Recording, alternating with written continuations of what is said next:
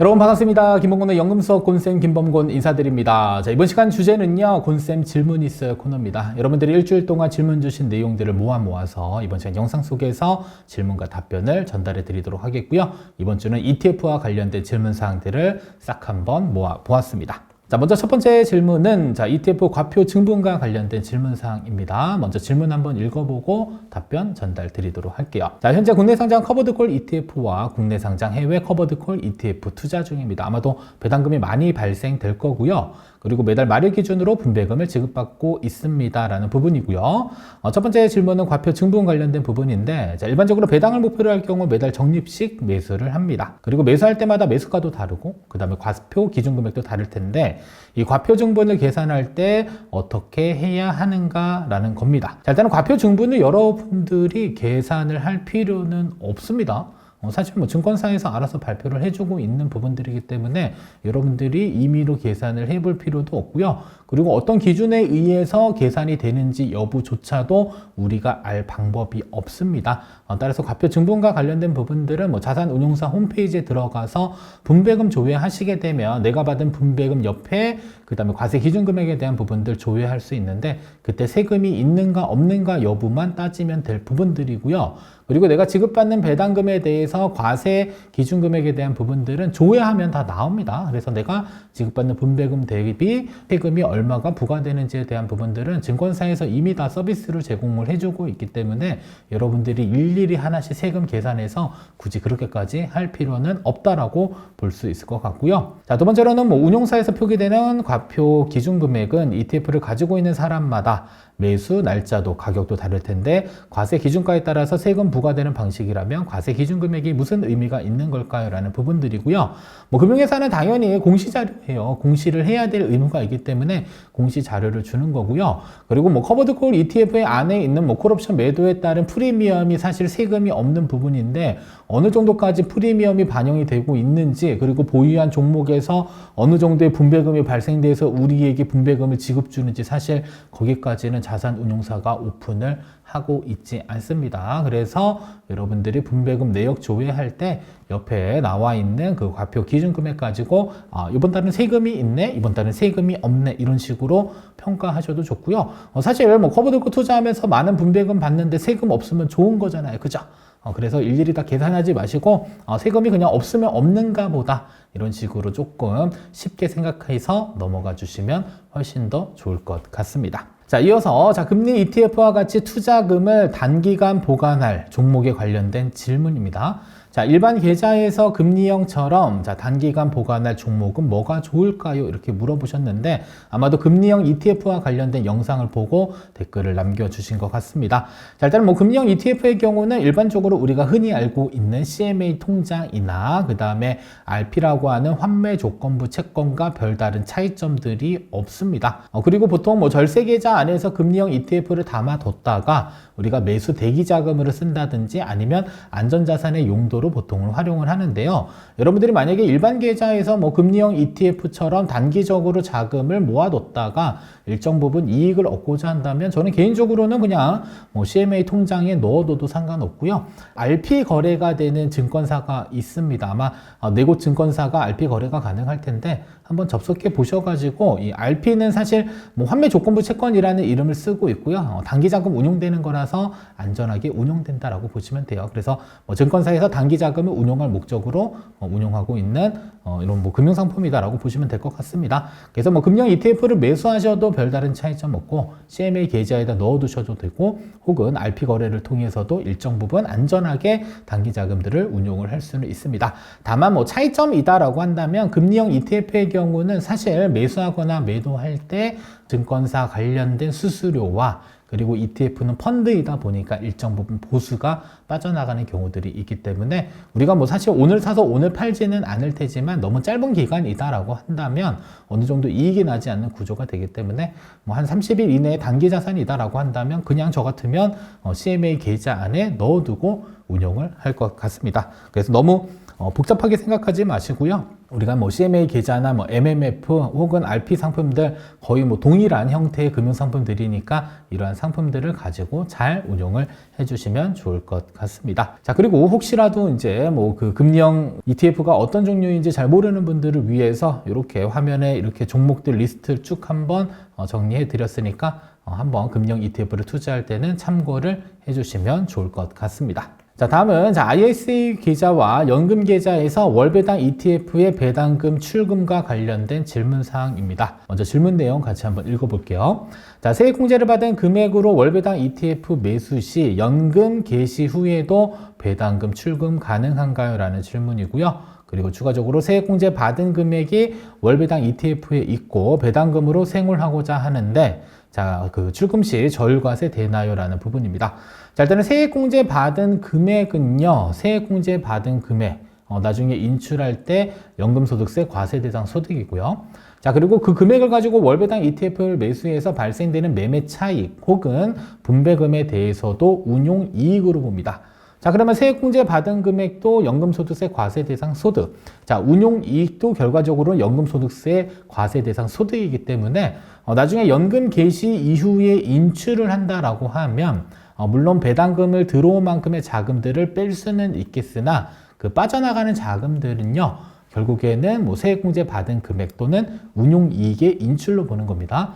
따라서 연금소득세 과세 대상 소득이기 때문에 두 가지 조건을 지켜야 됩니다. 첫 번째로는 연금 수령 한도 이내 인출했는지, 두 번째로는 연간 1,500만 원을 초과하지 않고 인출했는지 여부가 중요하고요. 그 조건들을 충족했었을 경우에는 저율과세, 즉 연금소득세 5.5에서 3.3%의 세율이 적용되는 거고요. 그러한 조건들을 충족하지 못했을 경우에는 선택지는 두 개입니다. 종합과세를 선택해서 다른 소득이랑 합산돼서 과세를 한다든지 아니면 분리과세를 선택해서 16.5%의 기타 소득세를 내고 우리가 이제 수령한다든지 이 두 가지 방법들을 선택할 수 있을 것 같습니다.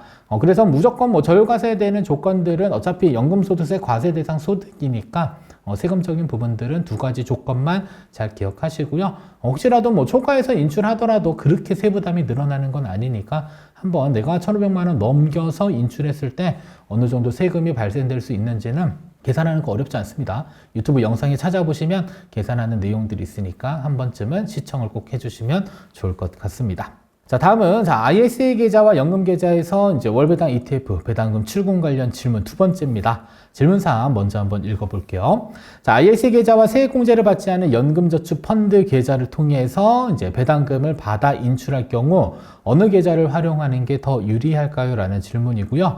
자, 이와 같은 절세 계좌를 통해서라면 자, 배당 이자 공제 없이 출금이 가능한가요? 라는 질문 사항입니다. 자, 일단은 ISA 계좌 안에서 월배당 ETF 투자해서 운용할 수도 있고요. 그리고 세액공제를 적용받지 않은 연금저축펀드를 통해서도 우리가 월배당 ETF 운용하면서 인출을 할 수가 있습니다. 다만 우리가 한번 고민해 볼 수 있는 부분들은요. 자, ISA 계좌 안에서 우리가 배당금만큼을 인출하는데 세금 없이 인출하기 위해서는 여러분들이 납입한 납입 원금까지만 인출을 할 수 있는 부분이 첫 번째로 있고요. 자, 두 번째로는 이제 세액공제를 적용받지 않은 납입액이 연금저축펀드로 들어갔을 때 그때도 마찬가지로 세금 없이 인출하기 위해서는 세액공제를 적용받지 않는 납입 한도 내에서만 인출했을 때 일단 세금이 발생이 되지는 않습니다. 자, 그리고 나서 만약에 ISA 계좌에서 납입 원금을 초과해서 인출을 하기 위해서는 결국엔 뭐 해야 될까요? ISA 계좌는 해지를 해야 됩니다. 자, 그러면 해지를 하게 되면 그때는 전체에 대해서 그동안에 발생된 여러 운용 이익에 대해서 9.9%의 자, 그 소득세를 차감하고 여러분들이 수령할 수 있게 되는 부분들이고요. 다만 이제 납입 원금을 초과해서 인출할 때는 초과분에 대한 인출만 할 수 있는 건 아니고 전액 해지를 해야 되는 그런 상황에 놓이게 됩니다. 자, 두 번째로는 연금저축의 경우도 마찬가지로 여러분들이 세액공제를 적용받지 않은 납입액까지는 비과세고요.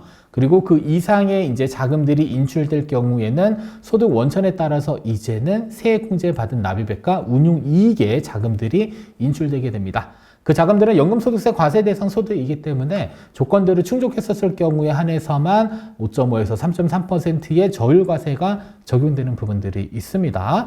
따라서 저라면 이렇게 할 것 같아요. 일단 첫 번째로 인출할 수 있는 자금들의 규모가 여러분들이 어느 계좌에서 인출해도 상관없다 라고 판단되시면 먼저 ISA 계좌 안에 있는 자금들을 먼저 인출을 하세요. 자, 그리고 나서 내가 납입한 원금까지 다 인출했다라고 한다면 이때는 어쩔 수 없이 이제 세금이 과세되는 부분입니다. 그래서 그때는 ISA 계좌 세제하시고 그 다음에 9.9%의 세금을 내시고 그 자금을 다시 어디로 가지고 오냐면 연금 계좌 쪽으로 이전을 하시면 되고요. 자, 그러면 연금 계좌로 이전하게 되면 세액공제를 받지 않은 납입 금액이 있는 연금 계좌 안에 ISA 계좌 만기 자금이 넘어온 거잖아요. 그리고 여기에서도 추가적으로 세액공제를 적용받지 않는다라고 한다면 이때 또 인출할 수 있는 한도는 세액공제 받지 않은 납입액과 ISA 계좌의 만기 자금이 넘어오게 되는 겁니다. 자, 그리고 나서 또 계속 인출을 한다. 배당금만큼 세금 없이 인출할 수 있는 한도들은 ISA 계좌 만기 자금 넘어온 것과 그 다음에 여러분이 납입한 세액공제를 적용받지 않는 납입액이 되기 때문에 그 자금들 다 인출하게 되면 최종적으로는 이제 세액공제 받은 금에 운용이익이 빠져나가기 때문에 그때는 조건 충족하면 저율과세 되는 부분이 있고요. 조건을 충족하지 못하더라도 이미 어느 정도까지는 배당금을 소진했기 때문에 그 부분에 대해서는 이제 세금을 피할 수 없는 부분들이니까 그래서 최대한 비과세로 뺄 수 있는 부분들을 잘 활용하시고 그 이후에 과세되는 부분에 있어서는 내가 어느 정도까지 자금을 인출했었을 때 적정 생활비가 가능한지 여부 등을 잘 고려하셔서 적정 인출 금액을 인출을 하시고요. 세금적인 부분에 너무 이렇게 매몰될 필요가 없는 것은 사실 노후소득을 우리가 세금 때문에 적게 인출하거나 많이 인출한다. 이거는 사실 어떻게 보면 적정 인출 금액을 산정하는 방식이 되지 않을 것으로 예상이 됩니다. 그래서 내가 필요한 만큼의 자금을 원활하게 인출하는 게 중요한 것이지 세금적인 부분들은 약간 좀 부차적인 문제로 생각해 주시면서 적정 금액을 어느 정도 인출하는 게 조금 더 유리한지 그런 계획들을 세우시면 좋을 것 같습니다. 그래서 정리하자면 ISA 계좌에 있는 자금들을 먼저 싹 빼시고요. 납입 원금 끝나면 더 이상 자금을 못 빼잖아요. 해지해서 세금 내시고 연금 계좌로 이전을 합니다. 그리고 나서 연금 계좌에 넘어왔을 때 세액공제 받지 않는 납입액들이 있잖아요. 먼저 싹 빼시고 그 다음에 나머지 운용이익과 그 다음에 배당금을 계속적으로 인출했을 때는 그 부분에서는 연금소득세 과세된다는 사실 정도까지만 인지하시고 그 금액에 맞춰서 인출 계획을 세우면 좋을 것 같습니다. 자, 다음은 ETF와 보수와 관련된 질문 사항입니다. 먼저 한번 읽어보고 답변 전달 드리도록 하겠습니다. 자, 항상 좋은 강의 잘 보고 있습니다. 감사합니다. 좋은 강의 잘 보고 계셔서. 자, ETF를 선택할 때 중요하게 고려하는 총 보수 관련 질문입니다. 첫 번째, ETF 현재 가격은 총 보수를 포함하여 결정된 가격인가요? 라는 내용인데, 자, 일단은 우리가 총 보수라는 게 옆에 딱 보인단 말이에요. 근데 도대체 언제 떼가는지를 잘 모르실 건데 중요한 건 가격에 다 녹여져 있습니다. 예를 들어서 1% 연보수다라고 한다면 나누기 365일 해서 그 비율만큼 여러분들이 투자하고 있는 그 ETF 가격에 이미 다 반영된다라고 보시면 돼요. 그래서 예를 들어서 총 보수가 1%다라고 한다면 우리가 눈에 보이진 않지만 걔는 내가 알고 있는 그 수익률보다 1%가 원래 더 올랐어야 됐는데 우리는 1%가 낮은 금액을 이익으로 가져간다. 이렇게 생각하시면 되겠고요. 다만 한꺼번에 떼가는 게 아니라 가격에 녹여져 있기 때문에 실제로 투자할 때는 별다른 티는 나지 않는다라는 점 알고 계시면 좋겠고요. 자, 두 번째로는 총 보수가 반영된 가격이라면 비록 총 보수가 높은 ETF라도 자, 1년 또는 6개월 동안 분배금 포함한 가격, 수익률을 비교해서 제일 높은 것을 선택하는 것이 현명한 판단일까요? 라는 질문 사항에 대한 답변은 사실 여러분들 수익률이 계속 높은 종목들을 매수하는 게 우리가 좋은 ETF를 선택하는 기준은 아닌 것 같습니다. 이때 선택할 수 있는 기준들은요, 동일한 기초자산을 가지고 운용되는 ETF들끼리 같이 한번 보수를 비교를 해보세요. 그 중에 보수도 낮으면서 거래량이 활발한 그런 종목들을 선택하는 게 어떻게 보면은 같은 기초자산 안에서 조금 더 나은 선택을 할 수 있는 부분들이다라고 보시면 되겠고요. 자, 그리고 운용하는 스타일에 따라서 총 보수는 다 다릅니다. 한 해지 상품이냐, 노출이냐, 커버드 콜이냐, 아니냐, 아니면 인기 있는 종목들이냐, 인기 없는 종목이냐, 여러 분야에 따라서 각각 다 다른 보수를 가지고 있기 때문에 단순히 뭐 수익률이 높은 종목들을 선택해서 뭐 운용한다라는 그런 개념보다는요, 여러분들 동일한 기초 자산을 내가 여러 종목을 선택할 수 있다고 한다면 그때는 운용 보수가 낮은 그런 종목들을 선택하는 게 조금 더 유리하다, 이렇게 생각을 정리해서 종목을 선택하는 기준점으로 삼으셨으면 좋을 것 같습니다. 자, 다음은 절세계좌의 비과세 분배금 금융소득 종합과세 포함 여부 질문사항입니다. 안녕하세요. ETF 분배금을 받고 있는데 어느 달은 세금을 떼고 어느 달은 세금을 안 떼고 세전금액 그대로 들어올 때가 있는데요. 자, 비과세 받은 분배금도 금융소득 종합과세에 포함인가요? 라는 질문사항입니다. 일반적으로 금융소득 종합과세라고 하는 건 이자와 배당소득이 2천만 원을 초과됐었을 때 다른 소득이랑 합산해서 다음 연도 5월 달에 세금 신고를 한 번 더 하는 것을 의미를 합니다. 다만 합산됐을 경우에는 이자 소득에 대해서 배당소득에 대해서 15.4%의 이자 배당소득세를 차감한 그 재원이 들어오게 되는 겁니다. 자, 그러면 우리가 흔히 말하는 이 절세계좌에는요, 들어오는 이자 배당에 대해서 15.4%의 세금을 뗄까요? 안 뗄까요? 정답은 떼지 않고 뭐가 된다? 과세 이연이 되고요. 과세 이연되고 나중에 인출하더라도 15.4%의 세금을 떼는 것은 아니고요. 각각 조건에 맞춰서 세금을 차감을 하고 있습니다. 따라서 우리가 흔히 알고 있는 연금계좌, 뭐 연금저축과 IRP, 그리고 ISA 계좌, 그리고 비과세 상품들 혹은 무조건 분리과세 대상 상품들에 대해서 발생되는 이자 배당은 금융소득 종합과세의 기준금액에 해당되는 이자 배당에는 포함되지 않는다라고 알고 계시면 되겠고요. 여기서 추가적으로 건강보험료도 마찬가지로 이자와 배당소득 15.4%가 과세되지 않는 재원들은 건보료 산정 금융소득에도 포함되지 않는다라고 알고 계시면 될 것 같습니다. 자, 다음은 월 배당금 관련된 인출과 세금 관련 질문사항입니다. 먼저 질문 읽어보고요. 관련 내용에 대해서 답변 전달해 드리도록 할게요. 자, 늘 좋은 정보 감사합니다. 자, 한 가지 궁금한 게 있어 문의드립니다. 자, 저 같은 경우 타이거 미국 배당 다우존스를 모아가고 있습니다. 흔히 말하는 슈드 종목이죠. 자, 월 배당금이 200만 원이라고 가정하고 들어간 원금이 1억 원이라고 가정할 때 월 200만 원씩 배당금을 인출할 경우 4년이 좀 넘는 시기 때는 들어간 원금은 바닥이 나겠죠. 자, 아마 또 이제 ISA 계좌에서 이야기를 좀 해드리는 것 같기도 하고, 뒤에 가면 또 다시 연금 계좌 쪽으로 조금 넘어가는 것 같기도 합니다. 일단 중요한 건 뭐 세액공제를 받지 않는 납입액에 대한 인출도 납입 원금까지 가능한 거고요. 그 다음에 ISA 계좌 안에서도 마찬가지로 배당금만 인출한다 하더라도 결과적으로는 납입 원금만큼 빼는 거기 때문에 동일한 내용으로 해석을 좀 해주시면 좋을 것 같고요.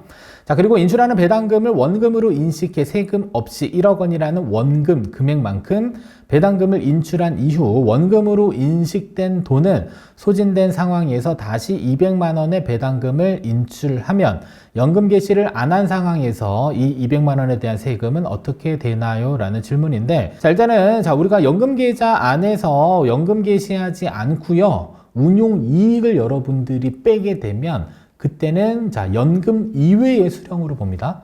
연금 이외의 수령은 몽땅 다 16.5%의 기타 소득세가 과세된다라고 알고 계시면 되겠고요. 자, 그리고 여기서 현재 연간 인출 한도가 1,500만 원이라고 하는데, 자, 배당금으로 들어온 금액이 월 200이면 어떻게 계산이 되는지, 그리고 연금 개시를 한 이후 매도 후 연금으로 인출을 연 1,500만 원 한도라는 건 알겠는데, 연금 개시 없이 월 배당금으로 들어오는 배당금이 월 200만 원씩 연금 한도를 넘는 건 어떻게 되는지 궁금하네요 라는 질문사항입니다. 자, 질문은 정말 복잡하지만 내용을 아주 간단하게 정리해 드리면, 자, 일단 들어오는 배당금은 몽땅 다 운용이익입니다. 만약에 여러분들이 납입했을 때 세액공제를 1도 받지 않았다, 걔는 세금 없이 다 뺄 수 있는 거고요.